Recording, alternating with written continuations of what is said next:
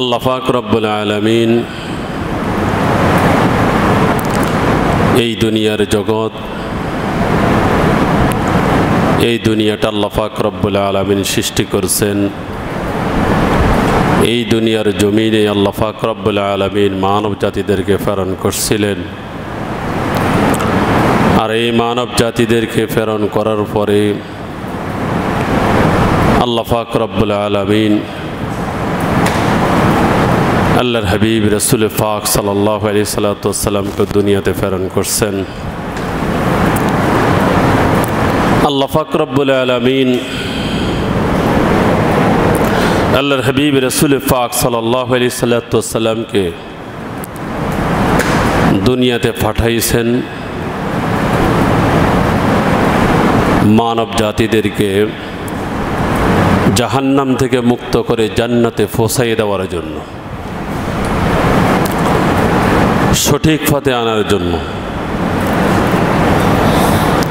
অন্ধকারাচ্ছন্নটাকে দূরীভূত করে দিয়ে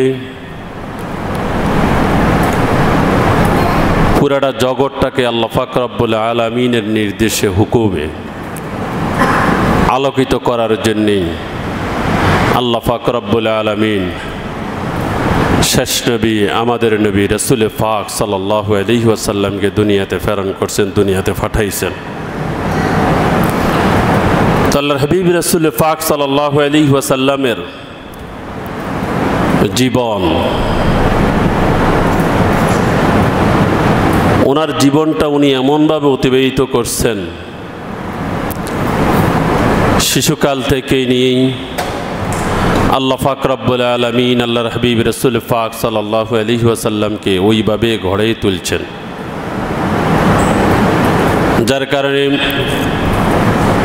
63 বছরের জিন্দেগি আল্লাহর হাবিব রাসূল পাক সাল্লাল্লাহু আলাইহি ওয়াসাল্লাম কিভাবে কাটাইছেন, কিভাবে অতিবাহিত করছেন, কিভাবে গেল, সমস্ত বৃত্তান্ত আল্লাহর হাবিব রাসূল পাক সাল্লাল্লাহু আলাইহি ওয়াসাল্লাম উম্মতের মাঝে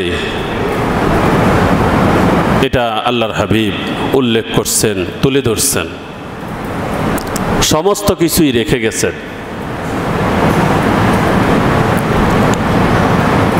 শৈশবকাল থেকে নিয়েই, শিশুকাল থেকে নিয়েই আল্লাহর হাবিব রাসূল পাক সাল্লাল্লাহু আলাইহি ওয়াসাল্লামের 40 বছর 6 মাস যখন 12 দিন হয়, তখনই আল্লাহ পাক রব্বুল আলামিন আল্লাহর হাবিব রাসূল পাক সাল্লাল্লাহু আলাইহি ওয়াসাল্লামকে নবুয়ত দান করছেন। নবুয়ত দান করার পূর্বেই আল্লাহর হাবিব রাসূল পাক সাল্লাল্লাহু আলাইহি সাল্লাম কিভাবে চলছেন, কিভাবে থাকছেন, সমস্ত কিছু আল্লাহর হাবিব রাসূল পাক সাল্লাল্লাহু আলাইহি সাল্লাম বর্ণনা করছেন। যখন নবুয়ত আল্লাহ পাক রব্বুল আলামিন আল্লাহর হাবিবকে দিবেন,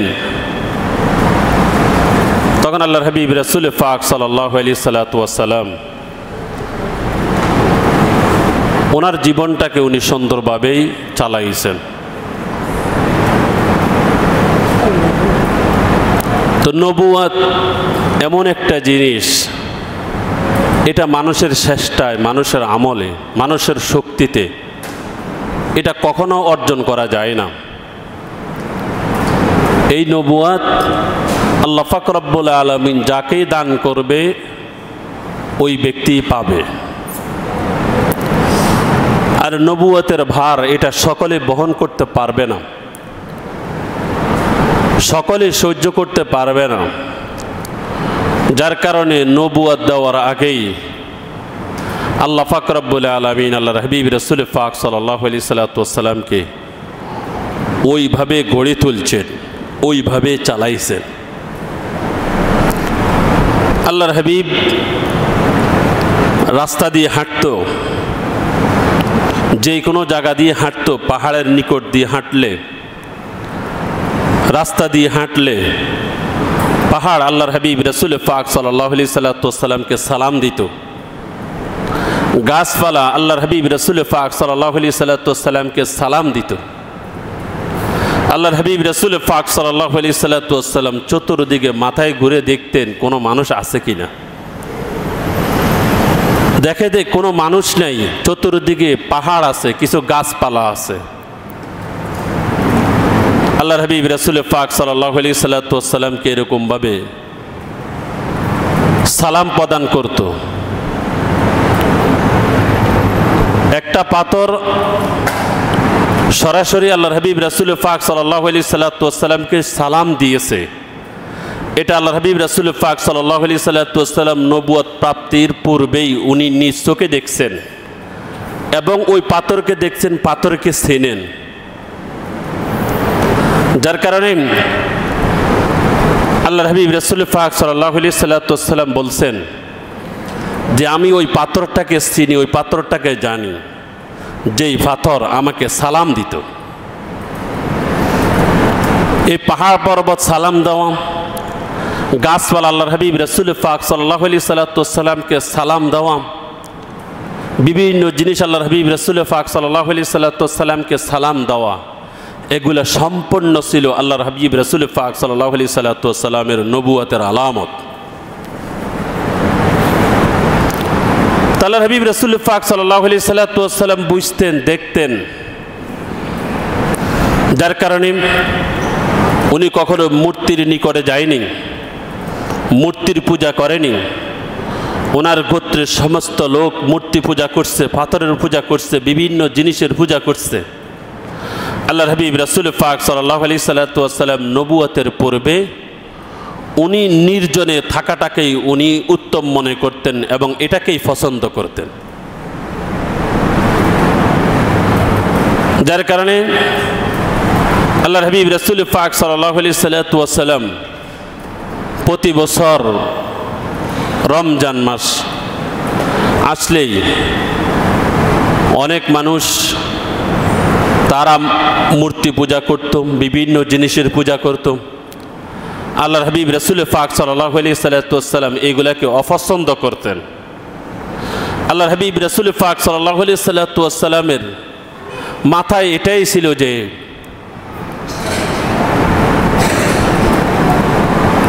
এই দুনিয়া যিনি সৃষ্টি করছেন, জমিনটা সৃষ্টি করছে, আকাশ সৃষ্টি করছে, গাছপালা সৃষ্টি করছে, মানব জাতিকে সৃষ্টি করছে, চাঁদ সূরজ যত কিছু আছে সমস্ত কিছুকে সৃষ্টি করছে। তাহলে এইগুলাকে কেউ না কেউ, যে কোনো একজন না একজন সৃষ্টি করছে। সে হলেন কে? আল্লাহ।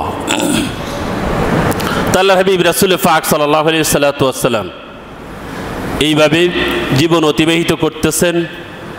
নির্জনে উনি থাকাটাকে পছন্দ করতেন, একাকিত্বটাকে উনি পছন্দ করতেন।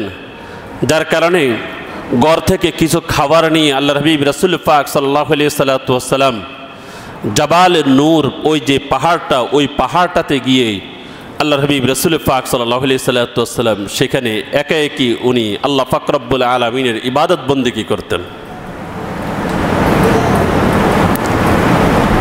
তো এই একা একই উনি থাকাম, নির্জনে থাকাম, একাকিত্বতে থাকাম, এটা আল্লাহর হাবিব রাসূল পাক সাল্লাল্লাহু আলাইহি সাল্লাম যে পছন্দ করতেন।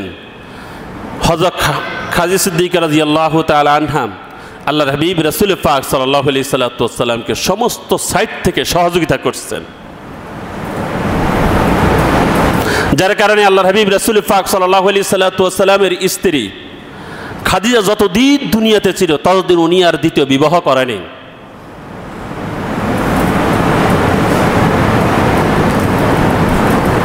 এই কারণে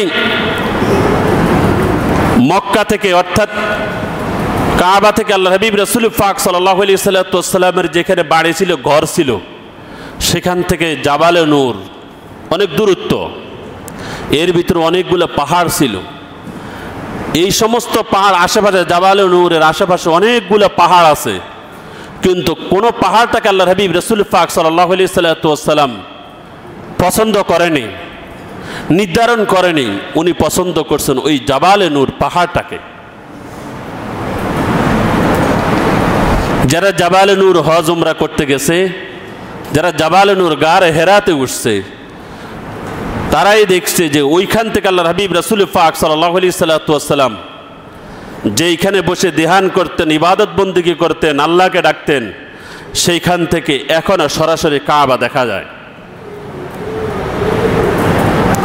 ওইখান থেকে আল্লাহর হাবিব রাসূল পাক সাল্লাল্লাহু আলাইহি সাল্লাম কাবার দিকে নজর দিয়ে দিয়ে ধ্যান করে করে আল্লাহ পাক রব্বুল আলামিনের ইবাদত বন্দেগী করছেন। এইভাবে কয়েক বছর যাওয়ার পরে যখন আল্লাহর হাবিব রাসূল পাক সাল্লাল্লাহু আলাইহি সাল্লামের যখন 40 বছর 6 মাস 12 দিন হয়, তখন আল্লাহ পাক রব্বুল আলামিন আল্লাহর হাবিব রাসূল পাক সাল্লাল্লাহু আলাইহি সাল্লামকে নবুয়ত দান করছেন।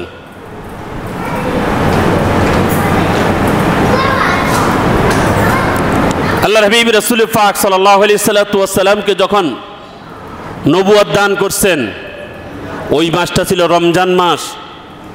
মুহাদ্দিসিন কিরাম মুফাসসিরিন কিরাম লিখছেন, যখন রমজান মাসের 21 তারিখ হয়, তখন আল্লাহ পাক রব্বুল আলামিন এই নবুয়ত আল্লাহর হাবিব রাসূল পাক সাল্লাল্লাহু আলাইহি সাল্লামকে দান করে। নবুয়ত যখন দান করছে, যখন কোরআন অবতীর্ণ হয়, তখন জিবরাইল আলাইহিস সালাম যখন আল্লাহর হাবিব রাসূল পাক সাল্লাল্লাহু আলাইহি সাল্লামের নিকট যখন আসছে, ফাজাআহুল মালাক, হাদিসের মধ্যে আসছে, ফেরেশতা যখন আল্লাহর হাবিব রাসূল পাক সাল্লাল্লাহু আলাইহি সাল্লামের সামনে আসে, আসার পরে জিবরাইল আলাইহিস সালাম বললেন, ইকরা, আপনি পড়ুন। তখন আল্লাহর হাবিব রাসূল পাক সাল্লাল্লাহু আলাইহি সাল্লাম উত্তর দিয়েছেন, মা আনা বিকারি, আমি তো কিছু পড়তে জানি না, আমি তো কিছু পড়তে জানি না। এইভাবে যখন আল্লাহর হাবিব রাসূল পাক সাল্লাল্লাহু আলাইহি সাল্লামকে আবার যখন জিবরাইল আলাইহিস সালাম জড়ায় ধরলেন, আল্লাহর হাবিব রাসূল পাক সাল্লাল্লাহু আলাইহি সাল্লাম হাদিসের মধ্যে বর্ণনা করছিলেন, জিবরাইল আলাইহিস সালাম যখন আল্লাহর হাবিবকে জড়ায় ধরে যখন চাপ দিলেন, মনে হয় যেন আকাশ আল্লাহর হাবিব রাসূল পাক সাল্লাল্লাহু আলাইহি সাল্লামের উপরে একেবারে পুরা আকাশটা পড়ছে। জিবরাইল আলাইহিস সালামের ওজন বহন করা, জিবরাইল আলাইহিস সালামের পাখা, এটা এসেমেশি লোকেই পারবে না, যার কারণে আল্লাহ পাক রব্বুল আলামিন সেই যোগ্যতা, সেই বহন করা সমস্ত কিছু আল্লাহর হাবিব রাসূল পাক সাল্লাল্লাহু আলাইহি সাল্লামের ভিতরেই দিয়ে দিয়েছে। প্রথম চাপ দেওয়ার পরে যখন ছেড়ে দিয়েছে, তখন আল্লাহর হাবিব রাসূল পাক সাল্লাল্লাহু আলাইহি সাল্লাম হাঁপানি শুরু করছেন। আবার জিবরাইল আলাইহিস সালাম বলছেন, ইকরা, ফাকুলতু, রাসূল করিম সাল্লাল্লাহু আলাইহি সাল্লাম বলছেন, মা আনা বিকারি, আমি তো পড়তে জানি না। এই কথা বলার সাথে সাথেই আবার আল্লাহর হাবিব রাসূল পাক সাল্লাল্লাহু আলাইহি সাল্লামকে জিবরাইল আলাইহিস সালাম আবার জড়াইয়ে ধরলেন, চাপ দিলেন। চাপ দেওয়ার পরে আবার ছেড়ে দিলেন। ছেড়ে দিয়েই আবার আল্লাহর হাবিব রাসূল পাক সাল্লাল্লাহু আলাইহি সাল্লামকে জিবরাইল আলাইহিস সালাম বলছেন, ইকরা। আল্লাহর হাবিব রাসূল পাক সাল্লাল্লাহু আলাইহি সাল্লাম বলছেন, মা আনা বিকারি, আমি তো পড়তে জানি না। এখানের ভিতরে তিনবার আল্লাহর হাবিব রাসূল পাক সাল্লাল্লাহু আলাইহি সাল্লামকে জিবরাইল আলাইহিস সালাম পরীক্ষা করছেন, ইকরা, আপনি পড়ুন। এখন আল্লাহর হাবিব রাসূল পাক সাল্লাল্লাহু আলাইহি সাল্লাম কি পড়বে, কার নামে পড়বে, এটাই তো প্রশ্ন। এই কারণে আল্লাহর হাবিব রাসূল পাক সাল্লাল্লাহু আলাইহি সাল্লাম বলছেন, আমি পড়তে জানি না, কার নামে পড়ব? আমার গোত্র মূর্তি পূজা করে, পাথরের পূজা করে, গাছের পূজা করে, সূর্যের পূজা করে, আগুনের পূজা করে, বিভিন্ন দেবদেবীর পূজা করে, বিভিন্ন জিনিসের পূজা করে, তাহলে আমি কার নামে পড়ব? আমি তো ওইগুলাকে পছন্দ করি না, আমি ওইগুলা কি করি না, পছন্দ করি না। সাথে সাথেই জিবরিল আলাইহিস সালাতু ওয়াস সালাম আল্লাহর হাবিব রাসূল পাক সাল্লাল্লাহু আলাইহি সাল্লাতু ওয়াস সালামকে আবার জড়ায় ধরে ছেড়ে দিলেন। ছেড়ে দিয়েই সূরা আলাকের সর্বপ্রথম 3 আয়াত, কোন মুহাদ্দিসিনে কেরাম কোন মুফাসসিরিনে কেরাম বলছেন প্রথম 3 আয়াত অবতীর্ণ হয়েছে, কোন মুহাদ্দিসিনে কেরাম কোন মুফাসসিরিনে কেরাম বলছেন প্রথম 5 আয়াত অবতীর্ণ হয়েছে। যখন জিবরিল আলাইহিস সালাতু ওয়াস সালাম বলছেন ইকরা বিসমি রাব্বিকাল্লাযী খলাক খলাকাল ইনসানা মিন আলাক ইকরা ওয়া রাব্বুকাল আকরাম, ইকরা বিসমি রাব্বিকাল্লাযী খলাক, আপনার প্রভুর নামে আপনি পড়তে থাকুন, যিনি আপনাকে সৃষ্টি করছে, যিনি সমস্ত জগৎকে সৃষ্টি করছে, যিনি সমস্ত মানুষকে সৃষ্টি করছে, ওই প্রভুর নামে আপনি পড়তে থাকুন।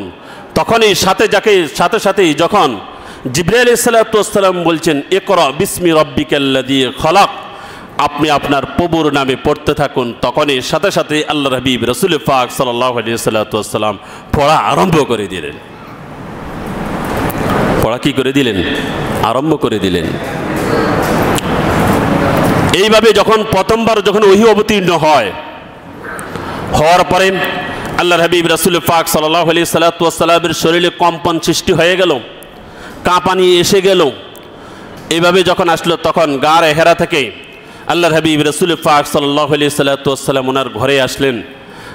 তখন সাথে সাথে আম্মাজান সাইয়্যিদানা হযরত খাদিজা সিদ্দিকা রাদিয়াল্লাহু তাআলা আনহাকে বলতেছেন, খাদিজা জাম্মিলুনি জাম্মুলিউনি, আমাকে আবৃত করো, আমাকে আবৃত করো, আমাকে কম্বল দিয়ে আবৃত করে নাও, আমার মনে হয় যেন আমি ধ্বংস হয়ে যাব। তখনই আম্মাজান হযরত খাদিজা সিদ্দিকা রাদিয়াল্লাহু তাআলা আনহা আল্লাহর হাবিব রাসূল পাক সাল্লাল্লাহু আলাইহি সাল্লাতু ওয়াস সালামকে সান্ত্বনা দিয়ে বলছেন, হাদিসে আছে বুখারী শরীফের মধ্যে,